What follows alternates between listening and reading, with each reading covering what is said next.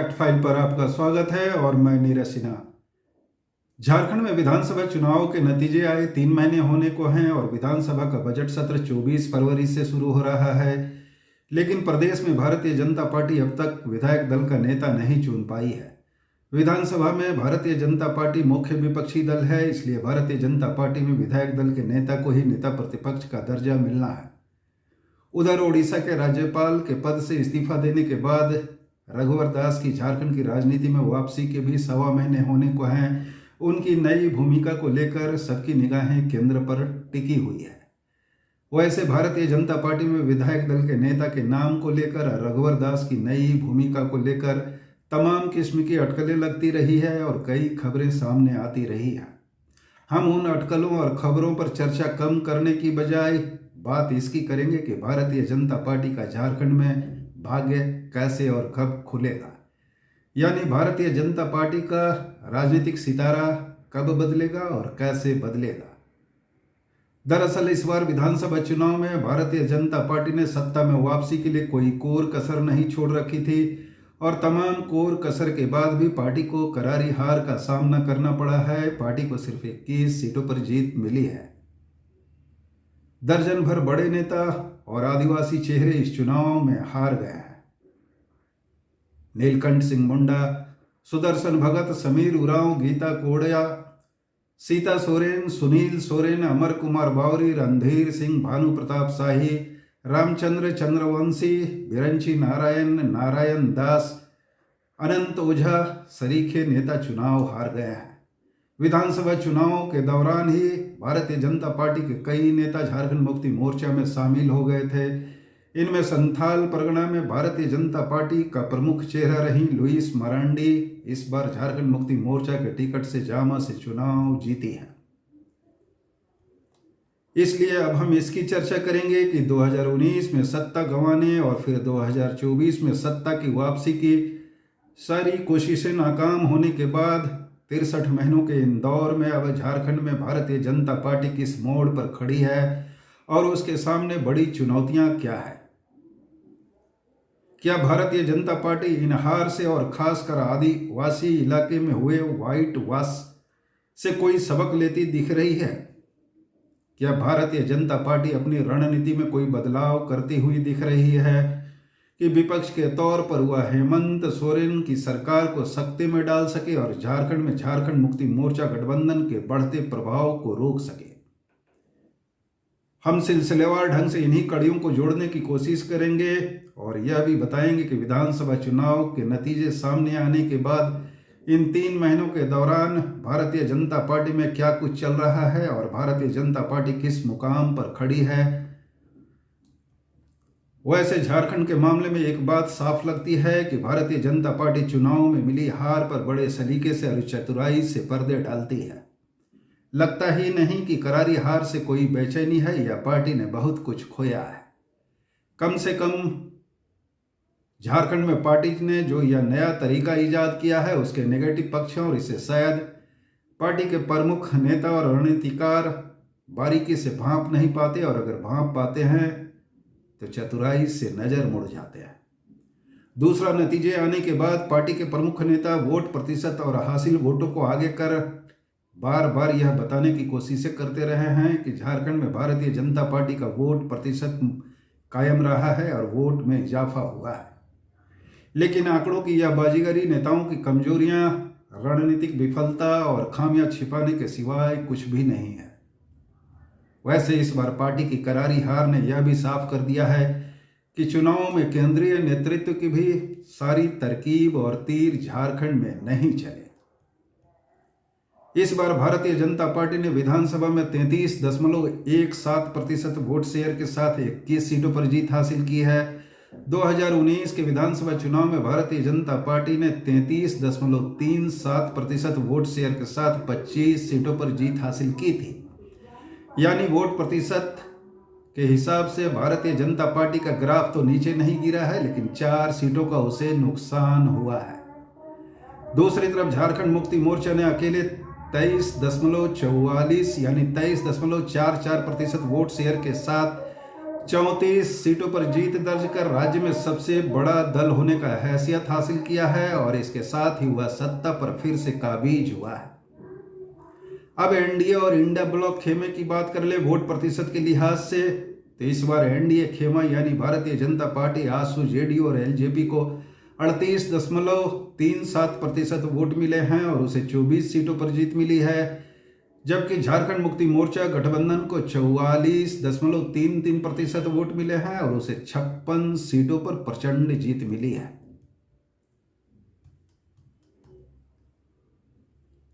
अब भारतीय जनता पार्टी के नेता और रणनीतिकार इस वोट प्रतिशत के आधार पर ही इन बातों पर जोर देते रहे हैं कि झारखंड में पार्टी का जनाधार कम नहीं हुआ है बल्कि वोट में इजाफा हुआ है। लेकिन कड़वा सच यह भी है कि भारतीय जनता पार्टी के नेताओं और रणनीतिकारों को यह समझना होगा कि पार्टी का स्ट्राइक रेट बेहद निराशाजनक रहा है। इस बार 68 सीटों पर लड़ने वाली पार्टी ने 31% स्ट्राइक रेट दर्ज किया है, जबकि 43 सीटों पर लड़ने वाला झारखंड मुक्ति मोर्चा ने 86% स्ट्राइक रेट दर्ज किया है। और भारतीय जनता पार्टी की हार में यह स्ट्राइक रेट ही मुख्य वजह रही है। भारतीय जनता पार्टी की सहयोगी आसू पार्टी का स्ट्राइक रेट सबसे खराब रहा है। आसू पार्टी का स्ट्राइक रेट 10% रहा है, यानी 10 सीटों पर चुनाव लड़ने वाली आसू पार्टी ने सिर्फ 1 सीट पर जीत दर्ज की है।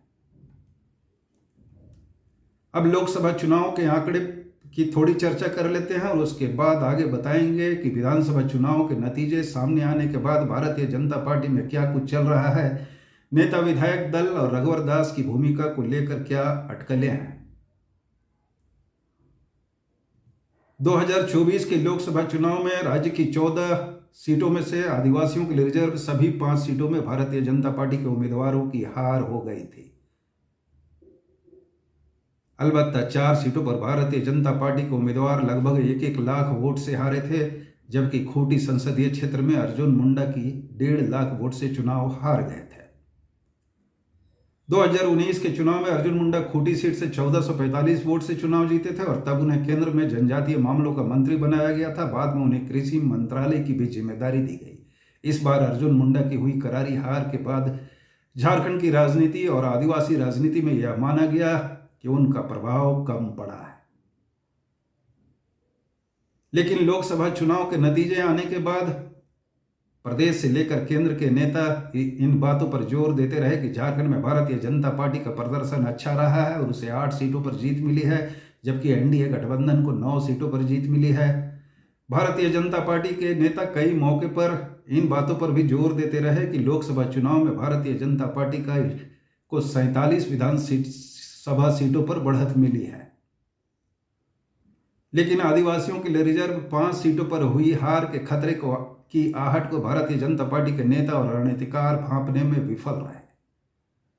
अलबत्ता इस बार के लोकसभा चुनाव में ही भारतीय जनता पार्टी का वोट प्रतिशत 7% नीचे खिसका। यानी 2019 के लोकसभा चुनाव में भारतीय जनता पार्टी ने जहां 51.60% वोट हासिल किए थे, इस बार लोकसभा चुनाव में उसका वोट प्रतिशत 44.60% रहा। वोट प्रतिशत नीचे खिसकने के साथ ही आदिवासियों के लिए रिजर्व सभी 5 सीटों पर भारतीय जनता पार्टी की हार ने झारखंड मुक्ति मोर्चा गठबंधन को नया दम दिया और इसका असर विधानसभा चुनाव में भी देखने को मिला। विधानसभा में आदिवासियों के लिए रिजर्व सीटों की संख्या 28 है और इनमें भारतीय जनता पार्टी को सिर्फ 1 सीट पर जीत मिली है। वह सीट है सरायकेला, जहां से चंपाई सोरेन जीते हैं। 2019 के विधानसभा चुनाव में भारतीय जनता पार्टी को आदिवासियों के लिए रिजर्व 28 सीटों में सिर्फ 2 पर जीत मिली थी। यानी आदिवासी इलाकों में भारतीय जनता पार्टी की खोई जमीन ने उसे पीछे धकेला है। वैसे आदिवासी इलाकों में भारतीय जनता पार्टी की हुई हार के कारणों और इससे उबरने के रास्ते पर हम आगे के किसी वीडियो में चर्चा करेंगे।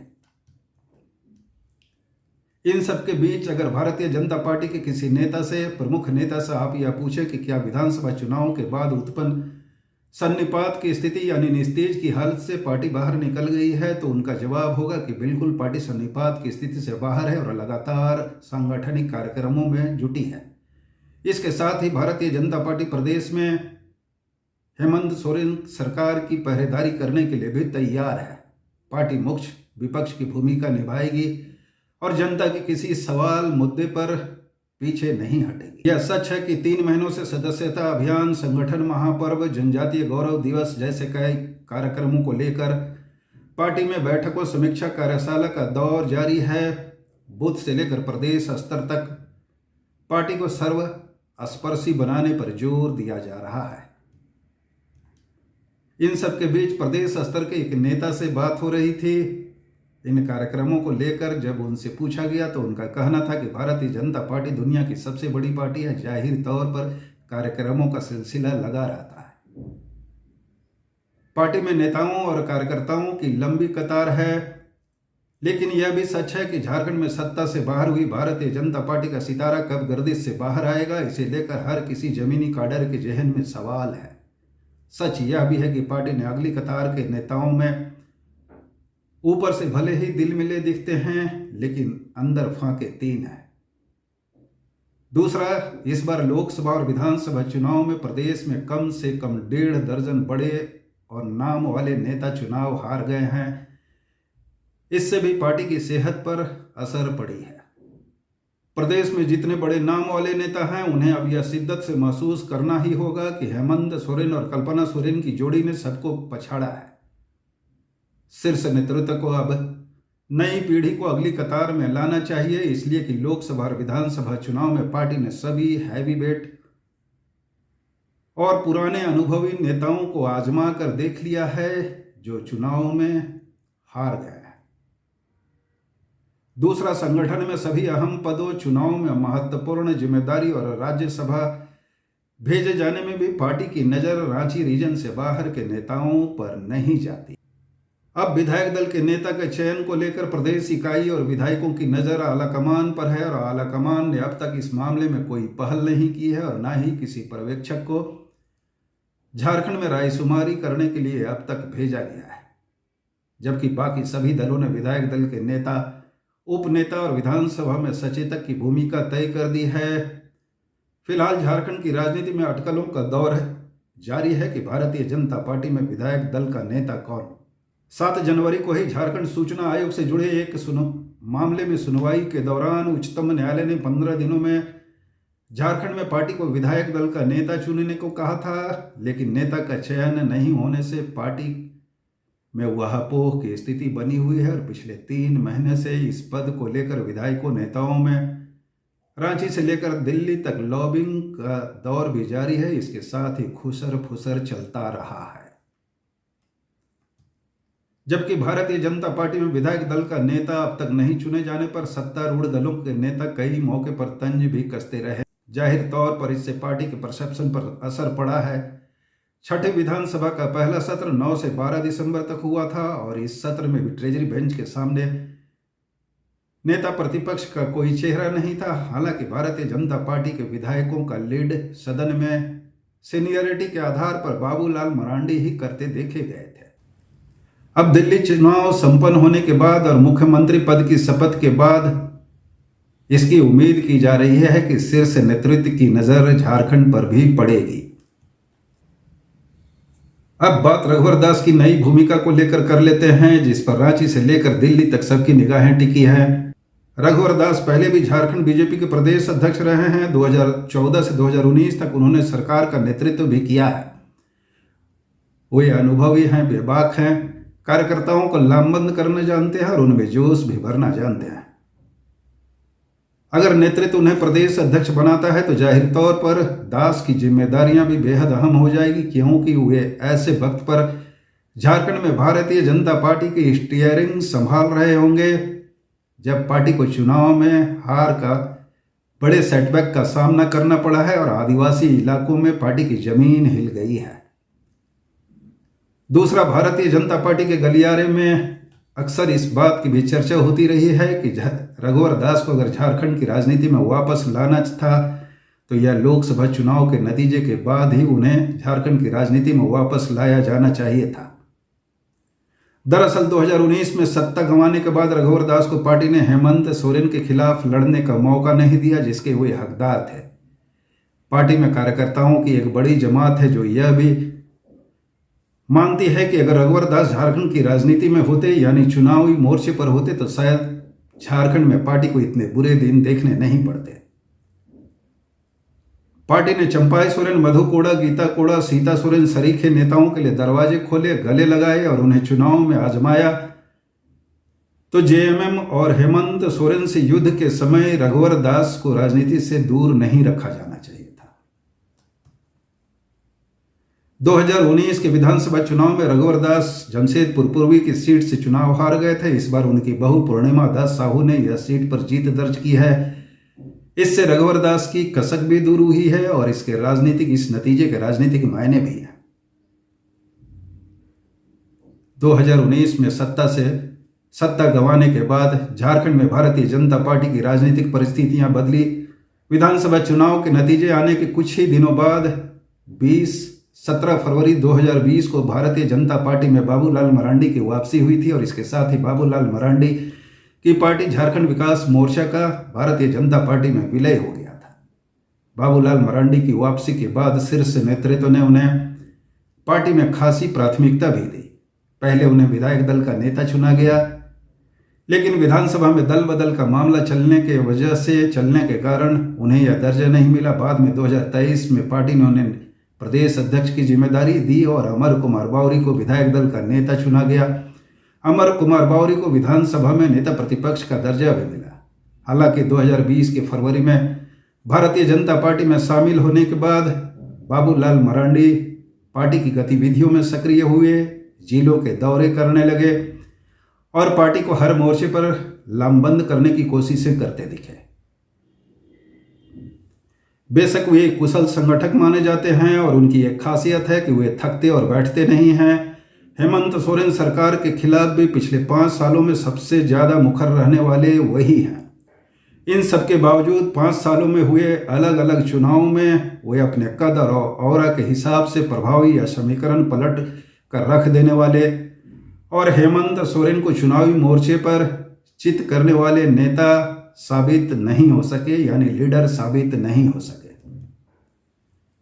अब अगर पार्टी रघुवर दास को झारखंड में प्रदेश अध्यक्ष की जिम्मेदारी सौंपती है तो बाबूलाल मरांडी की भूमिका क्या होगी, इसे भी देखा जाना है। और अगर रघुवर दास को पार्टी का प्रदेश अध्यक्ष बनाया जाता है और बाबूलाल मरांडी विधायक दल के नेता चुने जाते हैं, तब यह भी देखना दिलचस्प होगा कि मरांडी और दास की जोड़ी झारखंड की सियासत में हेमंत सोरेन सरकार के खिलाफ कितना कड़ा पिच तैयार करती है और पार्टी को सेटबैक से बाहर निकालने, ग्राउंड लेवल पर गियर अप करने में कितनी महत्वपूर्ण भूमिका निभाती है। रघुवर दास बाबूलाल मरांडी के अलावा एक और चेहरा है जिसकी भी थोड़ी सी चर्चा कर लेते हैं। वह नाम है चंपाई सोरेन का। कभी झारखंड मुक्ति मोर्चा के कद्दावर नेता चंपाई सोरेन ने 30 अगस्त 2024 को भारतीय जनता पार्टी में शामिल हुए थे और तब माना गया था कि भारतीय जनता पार्टी को एक बड़ा आदिवासी चेहरा मिल गया है, लेकिन विधानसभा चुनाव में चंपाई सोरेन का कोई करिश्मा नहीं दिखा। वे अकेले चुनाव तो जीते, लेकिन कम से कम कोल्हान में उन्होंने कोई करिश्मा नहीं दिखाया। अब अगर रघुवर दास और बाबूलाल मरांडी को प्रदेश अध्यक्ष और विधायक दल का नेता चुना जाता है तो यह भी देखा जाना है कि चंपाई सोरेन की पार्टी में भूमिका क्या होगी, इसलिए कि आदिवासी नेताओं में अकेले वे चुनाव जीतने वाले हैं और झारखंड मुक्ति मोर्चा छोड़कर भारतीय जनता पार्टी में शामिल हुए हैं। शुक्रिया, धन्यवाद।